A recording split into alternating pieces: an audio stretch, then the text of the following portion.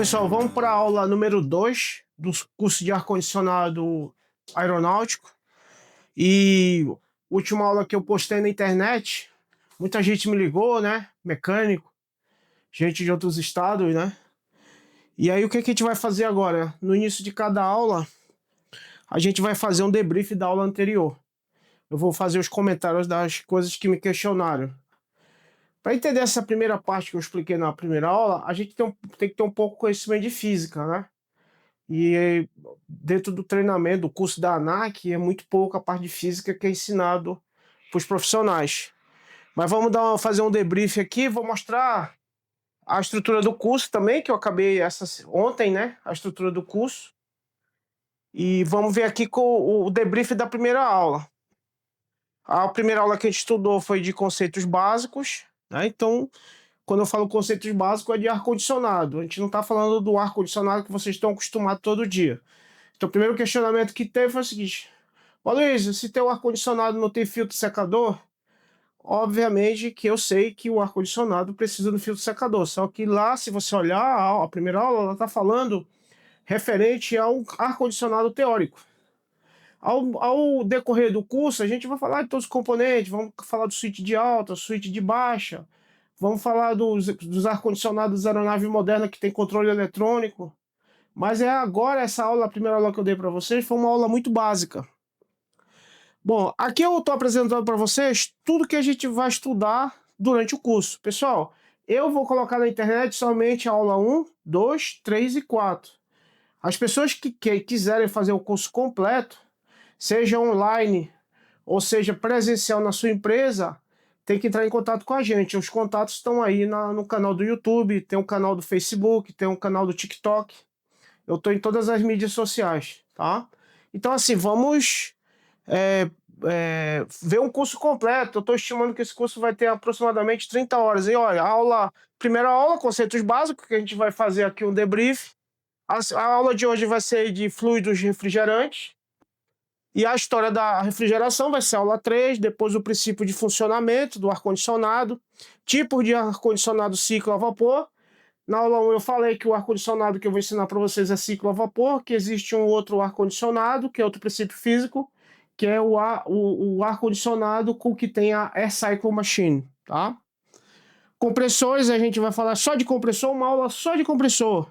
Depois uma aula só de condensadores, né? Depois vamos ter uma aula só do filtro secante.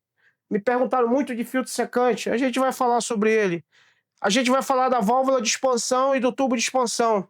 O tubo de expansão eu vou falar só por questão de conhecimento vocês teórico, mas não se usa na aviação. Vamos falar da válvula de expansão e tubo de expansão.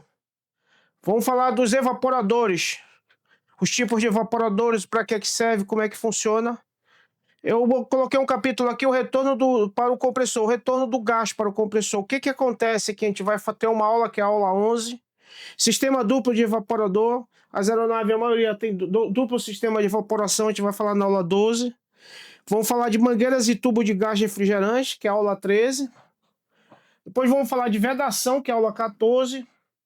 Vamos falar de sensor de pressão e temperatura, aula 15. Volto a explicar para vocês o seguinte, que o que vocês estão aprendendo nesse curso é conhecimento geral de ar-condicionado de avião. Se aplica a qualquer aeronave. A especificidade de cada ar-condicionado você tem que olhar no manual do fabricante. Óleo de lubrificação, isso é muito importante. O que eu vejo muito hoje na aviação é quebrar muito compressor por falta de óleo e excesso de óleo. Vou falar de procedimentos de manutenção. Vou falar como a gente faz a análise da eficácia do sistema de ar-condicionado. Por onde eu começo para fazer um troubleshoot de ar-condicionado? O controle de óleo do sistema. Aqui a gente vai falar do óleo de lubrificação e aqui vai falar como eu controlo o óleo. Será que eu consigo medir o óleo, o nível de óleo do ar-condicionado? Vamos falar da limpeza externa do sistema, que é chamada de higienização. E também vamos falar da limpeza interna do sistema, que é o flush. Deu contaminação, deu limalha no compressor. Como é que eu faço isso? A gente vai aprender na aula 21. Procedimento de evacuação do sistema. Como é que eu tiro o gás do sistema? Como é que eu faço a remoção do gás do sistema? Isso é muito importante para o meio ambiente. Procedimento de evacuação do sistema, cuidados com a manipulação dos fluidos refrigerantes, a gente vai ver os cuidados que tem. Usar o nitrogênio, para que eu uso o nitrogênio? Para fazer teste de vazamento. As ferramentas especiais de inspeção e manutenção, que é a aula 25. Manutenção da embreagem eletromagnética, que vai ser a aula 26. E aí o que acontece? A gente vai dar um debrief agora da aula número 1, que é a aula de conceitos básicos. E hoje o nosso foco é só falar de fluidos refrigerantes. Então todas as aulas a gente vai ter um debrief da aula anterior. Então vamos lá. A segunda polêmica que deu, quando eu disse que o frio não existe, sim a ausência de calor. Pessoal, volte na aula lá, vocês vão perceber que eu disse lá, o calor é o grau de agitação das moléculas de um corpo. Se as moléculas não estiverem agitadas, não tem calor. O calor não existe, tá? Pode pegar livros de física, ver no YouTube, pesquisar. O calor não existe, beleza? Isso aí é literalmente uma verdade. A gente, com o nosso conhecimento, às vezes leigo, a gente acha que o ar-condicionado esfria. Na realidade, o ar-condicionado não esfria. O ar-condicionado remove calor do ambiente. E aí a gente faz como é que a gente faz a remoção do calor do ambiente? Com ar-condicionado. Eu expliquei para vocês o funcionamento básico do ar-condicionado. E aí o que é o ar-condicionado? Ele pega o calor de dentro do ambiente e coloca para fora. A gente tem a obrigação de manutenção fazer com que esse sistema fique funcionando. E ele nada mais é que fisicamente uma bomba de calor. Então eu não estou falando de ar-condicionado A, de B, C, eu estou falando em termos físicos. Tá? Física e termodinâmica estão presentes nas tecnologias, já sabemos disso. Né? Outro questionamento falou, Luiz, o que você é? O que dá esse curso? Eu sou engenheiro. Eu não apresentei na primeira aula, eu sou engenheiro aeronáutico, sou engenheiro de produção, fui mecânico de manutenção aeronáutica há muitos anos. Então depois eu faço uma apresentação da minha parte técnica. Eu já dou treinamento para um monte de gente há 25, 30 anos, muita gente já me conhece, tá ok? O que é a temperatura? Vamos revolver o que é a temperatura. A temperatura de um corpo é a agitação das moléculas. Quanto mais as moléculas tiverem energia... Que energia, Luiz? Energia que os cientistas, os físicos chamam de energia cinética, que é energia de movimento. As moléculas, quanto mais elas agitam, mais calor ela tem. E o calor, que é a forma que transporta essa energia de um lado para outro, é a que a gente consegue medir com o termômetro. Se eu pegar uma xícara e colocar aqui em cima da mesa, que ela quente, o que acontece? A termodinâmica diz que o corpo mais quente vai transferir energia. Que energia? Essa energia cinética das moléculas. E daqui a pouco os dois corpos estão equilibrados. É um dos princípios que a gente aprende, que a gente aprendeu aqui, que está diretamente ligado ao ar-condicionado. Baixa pressão, as moléculas têm pouco movimento, né? E aí, como é que eu agito as moléculas para ganhar calor? Temperatura, energia cinética média das moléculas. Então, pega a energia cinética média de todas as moléculas de um corpo, a gente vai chamar essa relação de energia, essa energia é calor. E aí, quando a gente aquece, que a gente põe energia, o que acontece? As moléculas elas vão se movimentar mais rápido e elas aquecem. Tá? Exemplo que eu dei na aula passada, gelo, água, a chaleira, depois vocês assistem lá. E existe duas estratégias para você aumentar a temperatura do corpo. Qual é as duas estratégias? Transferência por calor e transferência por trabalho. Pessoal, trabalho, imagine uma pessoa puxando uma caixa com uma corda. Então tem um atrito da caixa com a corda. No momento que você imprime uma energia para você puxar essa carga, em termos físicos, eu transfiro energia para a caixa para ela se deslocar. A força que eu estou fazendo vezes o deslocamento, isso em física chama trabalho. E trabalho em determinado tempo, isso chama potência. Isso é física. Entendido? Eu tinha que começar por aqui. Essa primeira aula aí, que é uma aula mais acadêmica, talvez não interesse para muita gente, mas um engenheiro vai assistir, um aluno de uma faculdade vai assistir, né? Eu já dei aula em faculdade. E eu estou só fazendo no debrief o que as pessoas me perguntaram nos últimos 3 dias, inclusive na empresa que eu trabalho. Transferência de calor, corpo quente, corpo frio. Então o ar-condicionado, tá lá, a sala tem 20 graus. Aí eu entro com 36,5 graus Celsius no meu corpo. Eu vou transferir calor para quem? para o ar-condicionado, para o evaporador. Por quê? Porque uma das leis da termodinâmica diz que o corpo quente sempre vai transferir energia, agitação das moléculas, para um corpo mais frio. E por trabalho, eu comprimo, ó, eu comprimo as moléculas, elas vão se agitar, elas vão aquecer. Aqui é o compressor do ar-condicionado. Quando ele comprime, a compressão faz o que? Aumentar a pressão. Aumentando a pressão, aumenta o quê? A temperatura e reduz o volume. Isso a gente estuda em física na lei dos gases, né? E aqui está um ser humano, 36,5 graus, e a gente faz a irradiação de energia, de calor. A transferência de calor ela pode ser feita de três maneiras. E é por irradiação, por condução e por convecção. Pesquise na internet lá as três maneiras de transferir energia, tá? E aqui estou dando ó, o início. Daqui a pouco a pessoa está sentada, está transmitindo mais calor, energia, né? Para o meio, e daqui a pouco também. Se não tiver o ar-condicionado, o ambiente, se encontrar com muita gente, o ambiente começa a ficar quente. Vocês já viram os pinguins, como eles passam o inverno? O pinguim, ele come comida o verão todinho. Ele chega no final do verão e ele não vê o pé de gordo, de banhudo. Aí eles se juntam no inverno e aí eles ficam naquele monte. Aí eles ficam mudando de posição. Por quê? Porque eles começam a fazer transferência de calor, ou seja, os que estão mais dentro estão mais aquecidos, os que estão mais fora estão gastando mais energia. Porque se os mesmos pinguins, ao longo da jornada, ficar todos eles fora, eles vão perder mais energia do que dentro, então vão morrer. A natureza faz com que eles se movam, né? Para ser o quê? Para tirar uma média da energia para todo mundo ficar magro, quando chega no final do inverno, todos eles estão magros. O pinguim entende de energia. E aí eu falei do ar-condicionado. Pessoal, Luiz, o teu ar-condicionado não tem secador. Sim, é o ar-condicionado teórico, né? E é um gás ideal. O que é o ideal? Gás ideal, pessoal, aquele gás que não tem mudança de fase. Quando a gente estuda a lei dos gases, a gente fala desse gás ideal. Ele não tem estado líquido, vapor, ele não tem nada. É só para a gente ter um entendimento. Depois, lá nas aulas seguintes, vocês viram, vai ter 30 e poucas aulas e a gente vai estudar isso. E aí, quais são os componentes básicos? Compressor, válvula de expansão, evaporador e condensador. E aí, para me tirar, imagine isso aqui dentro da aeronave, ou dentro de uma casa, ou dentro de onde quer que você quer, e aqui é o lado de fora. Aqui está com 20 graus, aqui está com 40.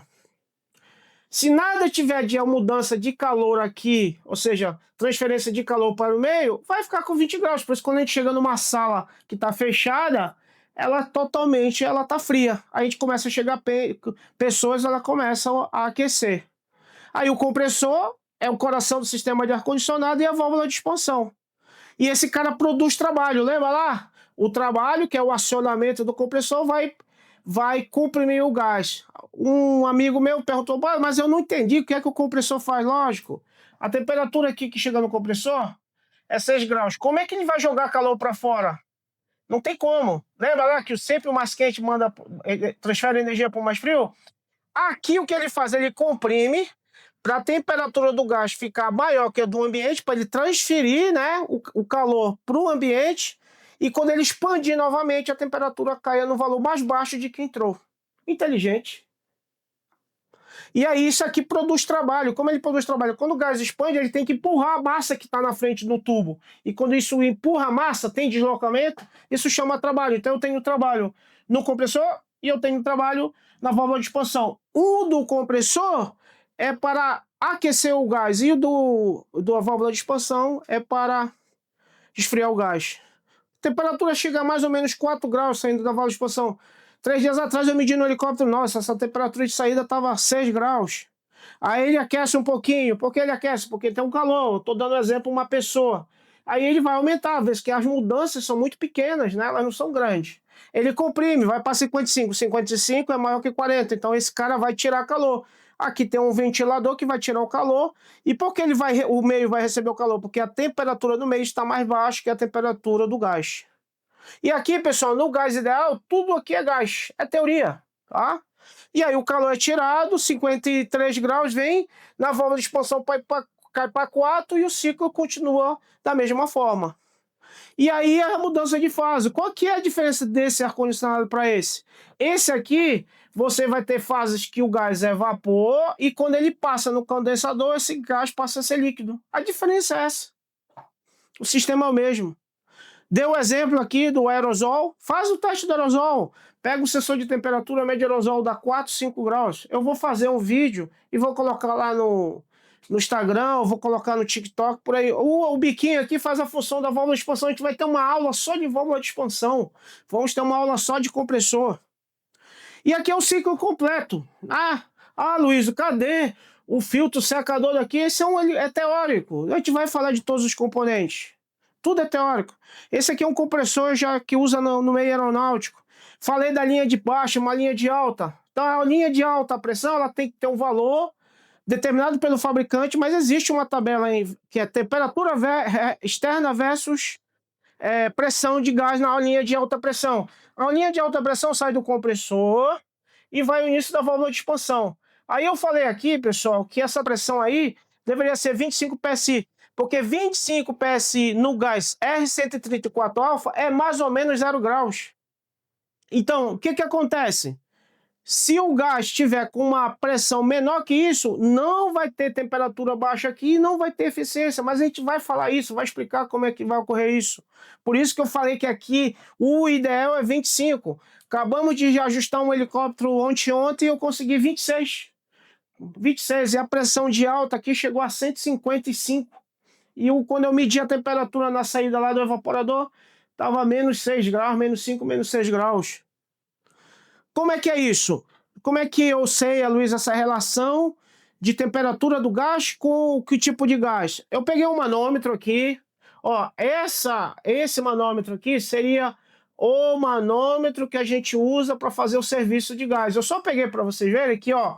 Aqui tem os tipos de gás, ó. 410 alfa, R22, R12, 400, são todos os que são usados na indústria. A gente usa o R34 alfa. Esse é o gás que a gente usa. Vamos pegar esse pedaço aqui do indicador só para mostrar para vocês. Ó, peguei o pedaço. Se você pegar bem aqui, ó, existe uma escala de temperatura. O R34 alfa é essa escala de baixo, tá vendo? E aqui está o 0 graus. E 0 graus, se você projetar para baixo, dá mais ou menos 25 PSI. Então, a linha de baixo ela tem que estar próxima a 25 PSI, porque com 25 PSI, esse gás vai estar próximo a 0 graus. Luiz, se eu tiver lá com 30 PSI na linha de baixa, vamos pegar aqui, ó, 25, 30, ele já vai ficar mais ou menos ali com menos 12 graus, menos 10 graus, aí vai congelar o evaporador. Aí se tiver com a pressão muito baixa também, tu vai ter uma temperatura alta na linha de baixo, o ar-condicionado não vai ter eficiência. Isso, para você ver a relação no manômetro de pressão com temperatura, você vê nessa escala. O próprio manômetro já tem a escala. Aqui, ó, 25 PSI. E aí acabou o nosso debrief, vamos para a aula número 2. Essa aula é muito rápida, conhecimento geral, o que é? A gente vai falar somente de fluidos refrigerantes. Eu coloquei aqui uma foto na capa do R410, do R22, mas o que a gente usa na aviação é o que usa nos carros, né, que é o R134 alfa. Pessoal, então tá aqui, ó, todo o nosso estudo, a gente já viu os conceitos básicos, acabamos de fazer um debrief, agora a gente vai ver a aula 2, que é a de hoje, fluido refrigerante. E o que é que tem? Aqui eu coloquei a história do fluido refrigerante, né? Antes do século XIX, o que se usava? Usava gelo, né? Cortava blocos de gelo, levava para casa. Ainda no século XIX, foi o surgimento das primeiras máquinas de refrigeração. O que eles usavam na época? Eles usavam amônia, usavam dióxido de carbono, CO2 e o dióxido de enxofre. Isso a gente está falando, essa primeira era aqui até 1800, isso aqui mais ou menos de 1850 a 1930.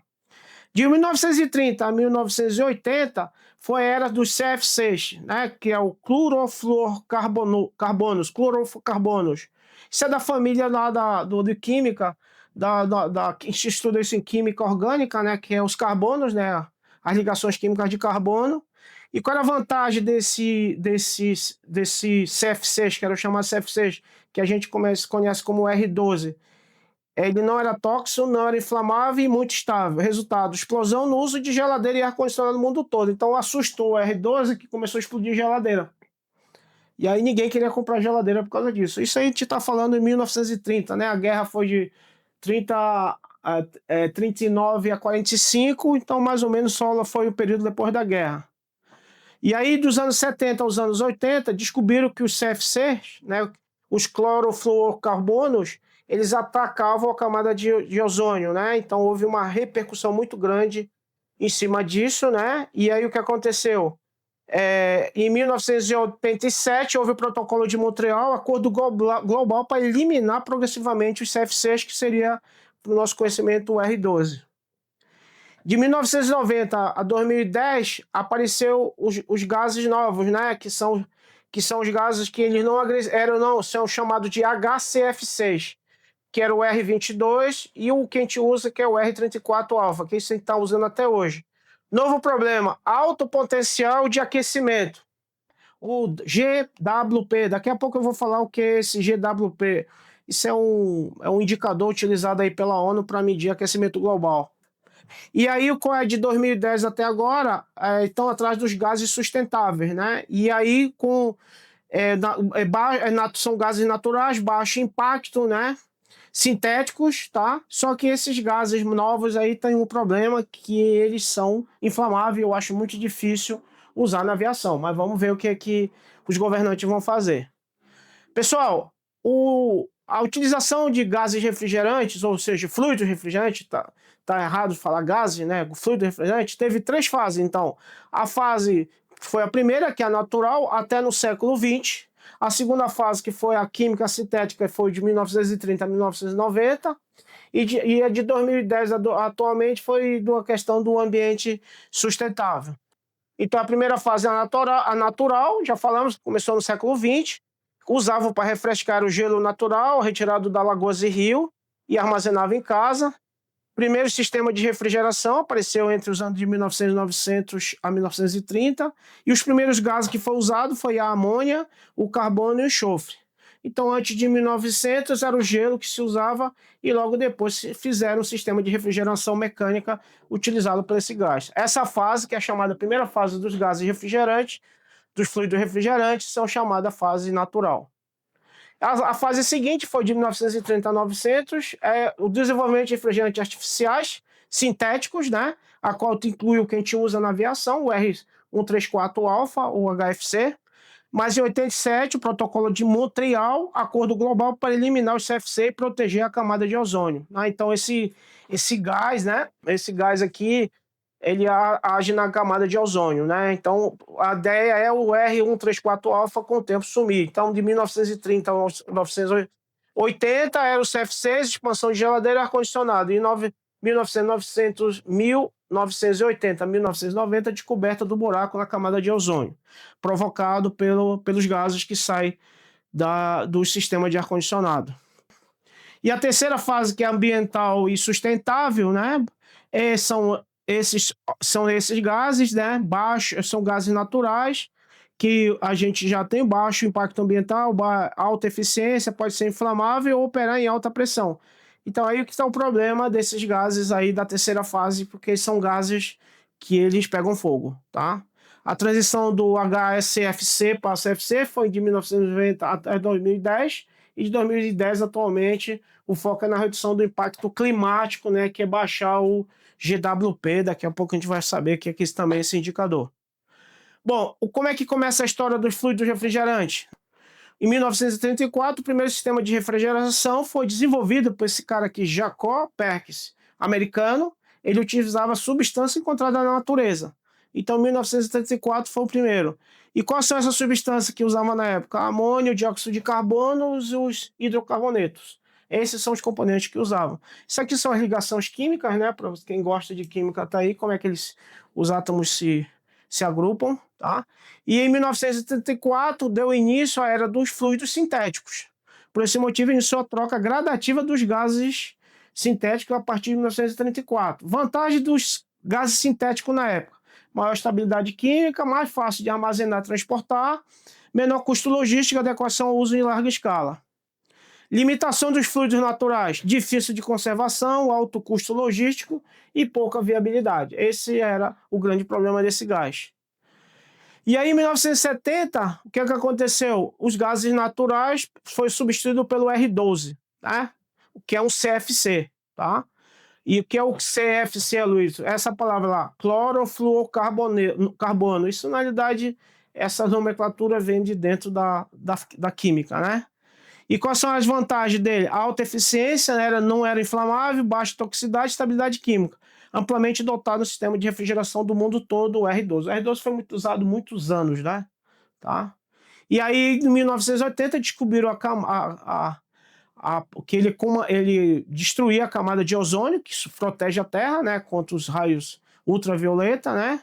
E aí o que é que acontece? O CFC reage com o ozônio, que quimicamente ele é o 3, presente na atmosfera. Aí ele libera átomo de cloro. Ou seja, quando o gás CFC ele sai para a atmosfera, que ele encontra o ozônio, que é O3, a reação química, ele quebra as moléculas de ozônio, destruindo a camada de ozônio. Ou seja, ele libera átomos de cloro. A reação química entre o CFC e o O3, ele libera átomos de cloro e esses átomos de cloro ele corrói a ionosfera, ok? Aí eu coloquei para você a reação química que acontece, a função da camada de ozônio, proteger a Terra contra os raios ultravioletas, sol, essencial à vida, tá bom? Em 80, a criação dos CFCs, né? 1900 criaram o HCFCs, hidroclorofluorcarbonetos, como substituto temporário dos CFCs. E aí ele tinha o 0 ODP, que é outra medição da ONU, e o alto GWP. O que é o ODP, pessoal? O ODP é o seguinte, ele já trazendo para o português, né? É um índice que mede a potencial destruição da camada de ozônio. Quando o ODP é 1, ele destrói o ozônio, como tanto o CFC-11. Quando o ODP é meio, ele destrói a metade. Quando ele é 0, não afeta a camada de ozônio. Então, o ideal seria que os líquidos refrigerantes tivessem ODP 0, que ele está falando aqui, 0 ODP. E o GWP, também traduzido, já potencial de aquecimento global. E como é que ele mede isso? Quanto o calor retém na atmosfera em comparação ao gás carbônico. Então, eles comparam o líquido refrigerante com o gás carbônico. Se, por exemplo, se um fluido tiver GWP 1000, ele aquece 1000 vezes mais que o gás carbônico, tá? Isso não afeta nosso conhecimento de ar-condicionado, mas é a cultura geral, tá bom? Beleza? Para nosso entendimento. E aí teve aí, em 1997, o protocolo de Kyoto, né? Através da mobilização da ONU, para combater esses refrigerantes, líquidos, fluidos refrigerantes que faziam mal para a camada de ozônio, tá? E o uso de gases causando efeito estufa, 5,2 comparado com a década de 90. Essa era a ideia na época de reduzir, tá? Bom, para ter uma ideia, é lamentável, né? Mas o Brasil está entre os maiores emissores de gases poluentes do mundo, tá? Ficando apenas atrás dos Estados Unidos, Japão, Rússia e China. Tá aqui um gráfico, não é inventação minha, acontece. E aí, com uma medida de diminuir a emissão em 2006, hoje a redução gradual dos HCFCs em 2060, uso prioritário dos HFOs.